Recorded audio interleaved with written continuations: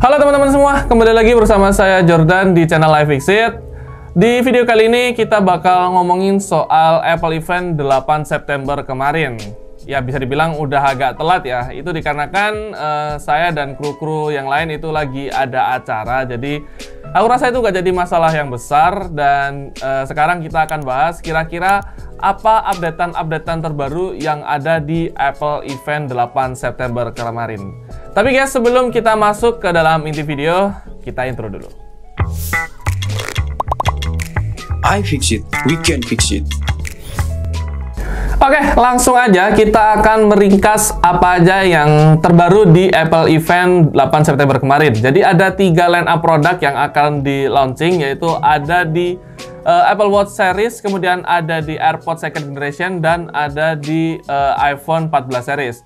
Nah, untuk Apple Watch Series itu ada 3 produk yang bakal launching, yaitu Apple Watch Series 8, juga ada Apple Watch SE, dan Apple Watch Ultra. Nah, sekarang kita mulai dari Apple Watch Series 8.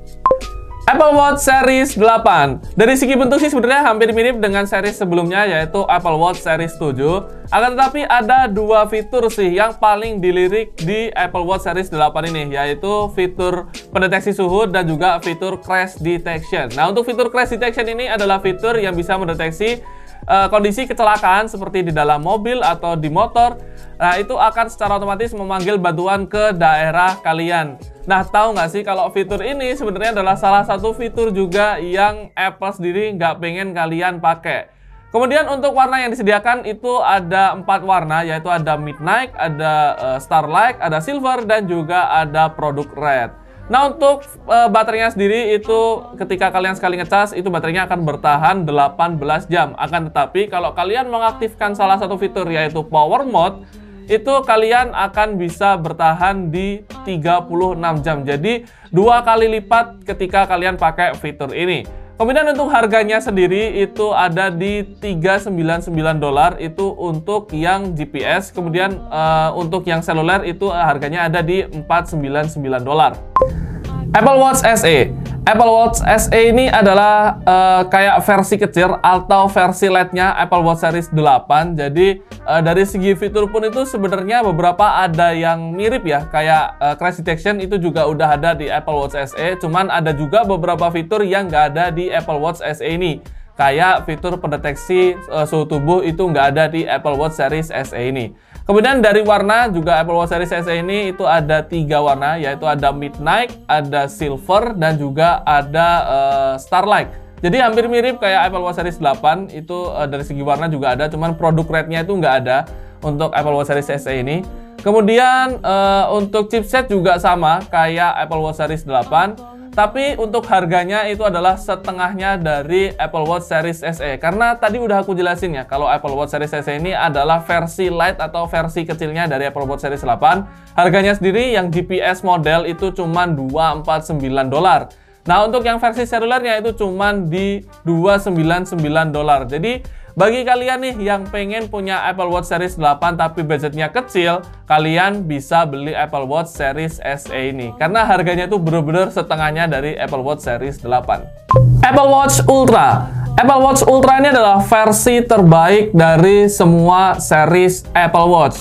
Jadi Apple Watch Ultra ini adalah dikhususkan untuk orang-orang yang beraktivitas di luar ruangan, terutama untuk aktivitas-aktivitas yang ekstrim ya. Contohnya nih kayak climbing, hiking, atau diving, itu kan cukup ekstrim ya.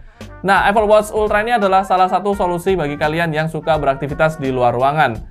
Nah, kenapa aku bisa bilang kayak gitu? Karena bahan yang digunakan untuk Apple Watch Ultra ini adalah titanium yang bisa bertahan suhu di bawah 0 derajat hingga 130 derajat ke atas.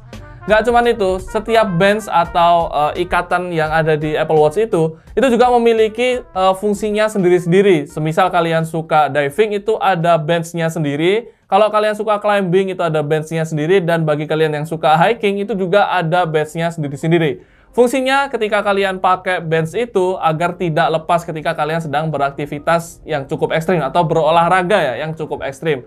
Nggak cuman itu juga, ketika kalian berada di tengah hutan, kalian juga bisa melacak keberadaan kalian menggunakan GPS yang udah lebih akurat 2 kali daripada menggunakan seri-seri Apple Watch sebelumnya. Kemudian juga kalian bisa men-tracking juga ketika kalian ingin pergi ke sebuah tujuan atau suatu tujuan. Misal kalian ada di tengah hutan, kalian pergi ke utara, itu juga ada teknologi kompas dan peta yang jauh lebih akurat dan bisa membantu kalian dalam proses adventure kalian ya.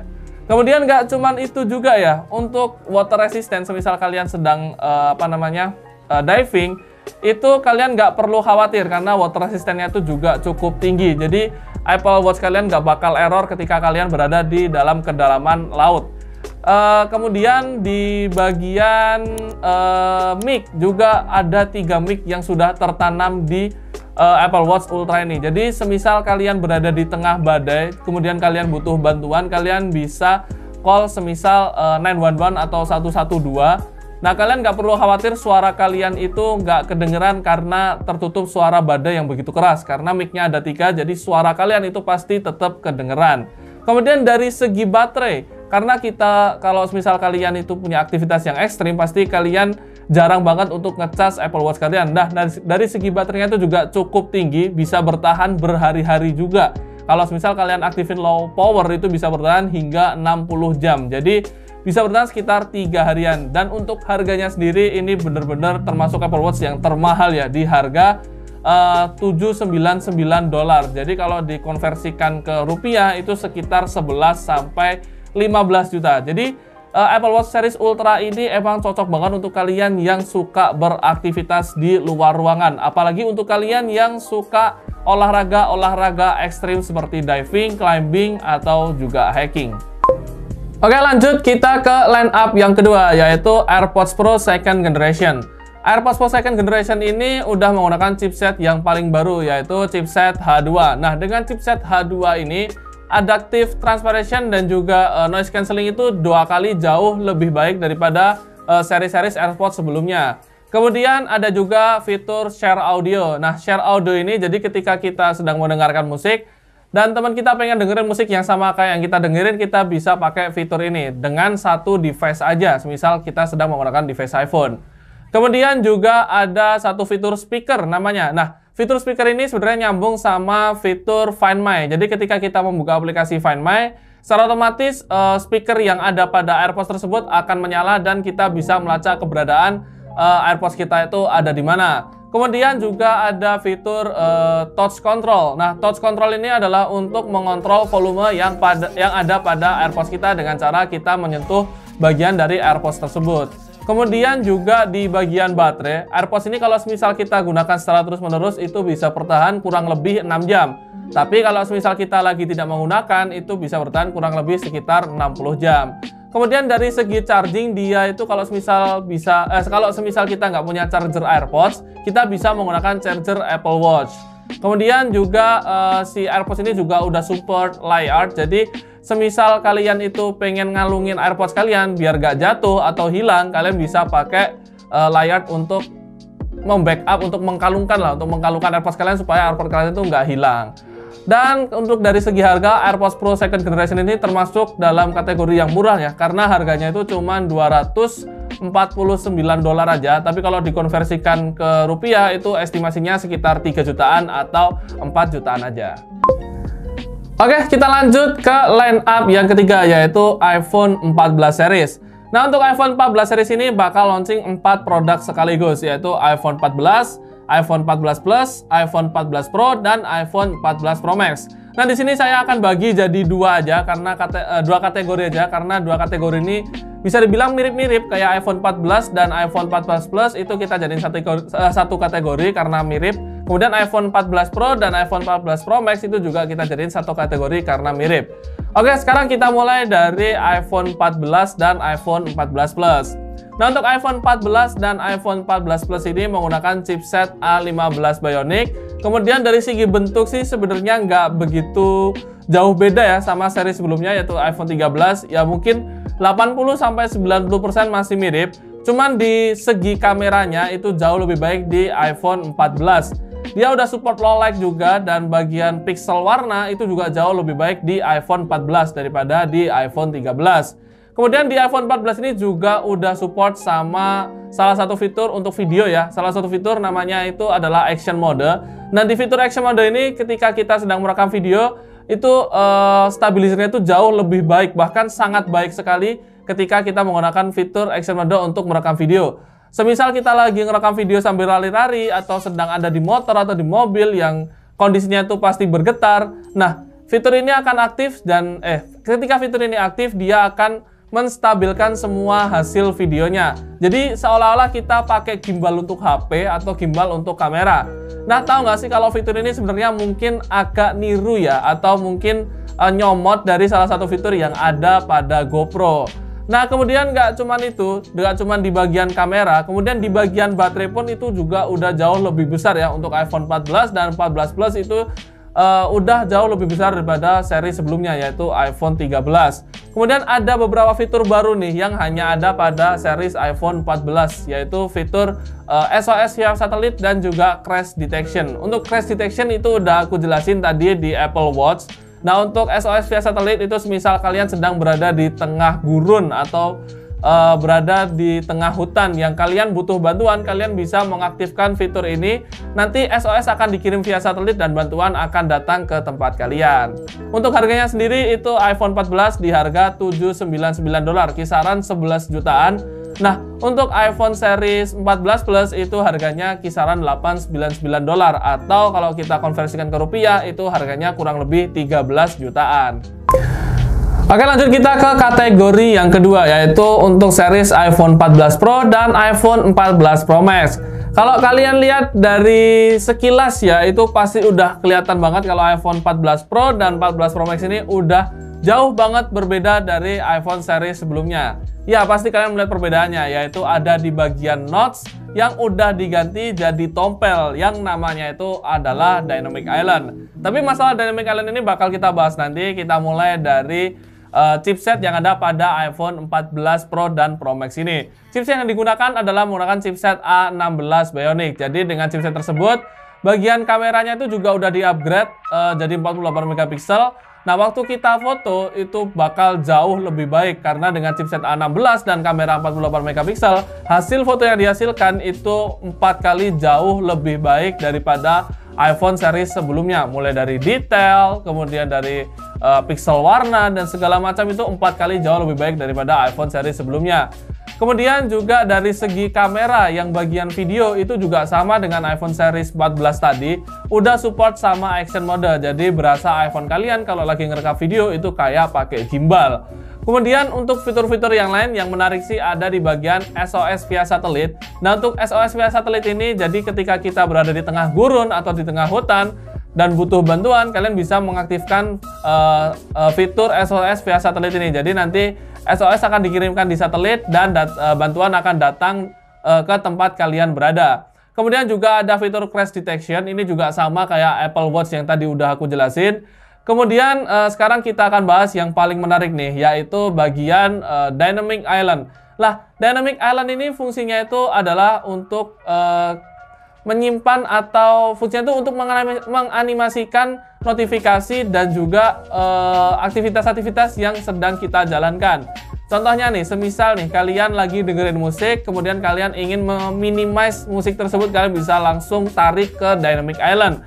Nggak cuma itu, aktivitas-aktivitas yang lain juga bisa dilakukan. Kayak semisal kalian pengen nyalain WiFi, pengen buka kalender, pengen nyalain Bluetooth, segala macam itu bisa dilakukan di Dynamic Island. Bahkan untuk scan Face ID itu juga ada di Dynamic Island. Kemudian untuk harganya sendiri, iPhone 14 Pro dan iPhone 14 Pro Max ini harganya itu dibanderol dengan harga $999. Itu untuk yang iPhone 14 Pro. Dan untuk iPhone 14 Pro Max itu dibanderol dengan harga $1.099. Oh ya, satu lagi. Aku lupa nih tadi nyebutin warna-warna apa aja yang ready untuk iPhone 14, 14 Pro, 14 Pro Max, 14, 14 Plus, 14 Pro, dan 14 Pro Max. Untuk iPhone 14 dan 14 Plus itu warna yang ready itu adalah Midnight, Starlight, Blue, Purple, dan juga Red. Untuk iPhone 14 Pro dan iPhone 14 Pro Max itu warna yang udah ready itu adalah warna Deep Purple, Silver, Space Black, dan juga warna Gold. Nah, bagi kalian yang pengen beli iPhone 14 dan 14 Pro Max, itu harganya emang masih cukup mahal ya. Tapi Kayaknya pre-ordernya itu udah dibuka tapi masih di luar negeri. Terus kapan sampai ke Indonesia? Nah, itu nanti kita akan update lagi di video selanjutnya. Oke guys, itu dia ringkasan Apple Event 8 September kemarin. Jadi menurut kalian mana nih produk yang paling menarik perhatian kalian? Kalau aku sendiri sih yang paling menarik itu ada di iPhone 14 Pro dan iPhone 14 Pro Max. Karena notch-nya tuh udah hilang, jadi berasa kayak megang iPhone versi terbaru lah. Ya emang terbaru sih, cuman dari desain LCD-nya tuh udah bener-bener beda banget, jadi berasa kayak bukan megang iPhone aja. Kemudian untuk dari segi bentuk sih sebenarnya saya cukup kecewa ya, karena dari segi bentuk tuh hampir sama kayak series iPhone 13 dan iPhone 12 ya. Jadi dari segi bentuk itu benar-benar gak ada perbedaan sama sekali. Ya 80-90% masih mirip lah kayak seri-series iPhone sebelumnya. Tapi dari segi sistem aku rasa ini udah jauh lebih baik lah. Contohnya kayak notch yang udah jadi Dynamic Island, kemudian juga ada fitur SOS via satelit, kemudian ada juga fitur crash detection yang dimana kita sangat butuh ketika kita sedang dalam kondisi yang sangat gawat ya, kayak kondisi kecelakaan segala macem. Itu benar-benar bagus banget, fitur tersebut bisa melindungi kita lah, bisa menyelamatkan nyawa kita ketika sangat dibutuhkan. Kemudian juga aku suka kata-kata mini yang udah dihilangkan ya, jadi nggak kayak iPhone 13 dan 12 yang masih ada iPhone 12 mini, iPhone 13 mini, sekarang udah diganti sama kata plus. Jadi kayak ada iPhone 14 dan ada iPhone 14 Plus. Ini kayak ngingetin soal seri-seri sebelumnya ya, kayak iPhone 6s Plus, iPhone 7 Plus, iPhone 8 Plus. Jadi mungkin Apple berpikir jauh diterima dengan kata plus ya. Jadi ada iPhone 14 dan ada iPhone 14 Plus. Kurang lebih sih kayak gitu. Kemudian kalau saya pribadi sih saya bakal tertarik untuk membeli iPhone 14 Pro dan 14 Pro Max sih sejujurnya, karena saya benar-benar penasaran sama fitur notch yang benar-benar menarik banget. Oke, kayaknya gitu aja sih video kali ini. Silahkan tulis di kolom komentar kira-kira pendapat kalian soal Apple Event ini apa aja. Kemudian kalau kalian pengen tanya-tanya soal Apple produk, kalian pengen tanya-tanya soal kerusakan, atau pengen tanya-tanya soal updatean terbaru, kalian bisa langsung tulis di kolom komentar. Jika kalian suka sama video kali ini, kalian bisa klik like dan share ke teman-teman kalian supaya teman-teman kalian juga tahu video kali ini. Oke, gitu aja video kali ini. Terima kasih udah menonton. Jangan lupa subscribe dan aktifin juga notifikasinya biar kalian nggak ketinggalan update video selanjutnya dari channel kami. Oke, see you next time and goodbye. I fix it. We can fix it.